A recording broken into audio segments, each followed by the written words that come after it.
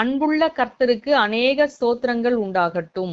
இந்த நாளுக்கான ஆதார வசனங்கள் ஜெபிக்க மார்க்கு 12:30. உன் தேவனாகிய கர்த்தரிடத்தில் உன் முழு இருதயத்தோடும் உன் முழு ஆத்மாவோடும் உன் முழு மனதோடும் உன் முழு பலத்தோடும் அன்பு கூறுவாயாக. துதிக்க 1 கொரிந்தியர் 2:9.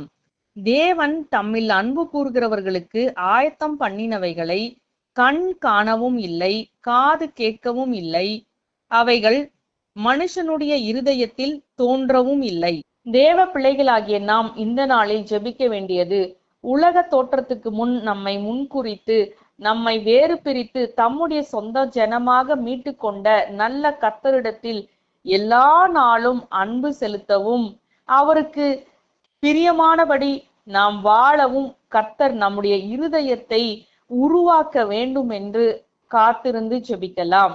அவரிடத்தில் கொண்ட அன்பிலிருந்து பின்வாங்காமலும் அவரை மறுதலிக்காமலும் இருக்கத்தக்கதாக கர்த்தர் நம்மை வழிநடத்த வேண்டும் என்றும் அதற்காகவும் நாம் காத்திருந்து ஜெபிக்கலாம்.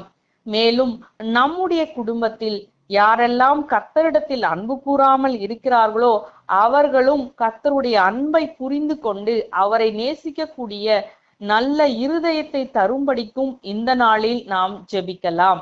துதிக்க வேண்டியது, தேவனிடத்தில் அன்பு கூறுகிறவர்களுக்காக அவர் ஆயத்தம் பண்ணி வைத்திருக்கிறவைகளை நாம் இதுவரை கண்டதுமில்லை, கேட்டதுமில்லை, அவைகள் நம்முடைய சிந்தையில் வந்ததுமில்லை என்று கர்த்தர் நமக்கு வெளிப்படுத்தி இருக்கிறார். நாம் பிரமிக்கத்தக்கதாகவும் வியந்து போகத்தக்கதாகவும் கர்த்தர் நமக்காக மகத்துவங்களையும் மகிமைகளையும் ஆயத்தம் பண்ணி வைத்திருக்கின்றபடியால் நாம் அவரை மனதார நன்றியோடு ஸ்தோத்திரிக்கலாம்.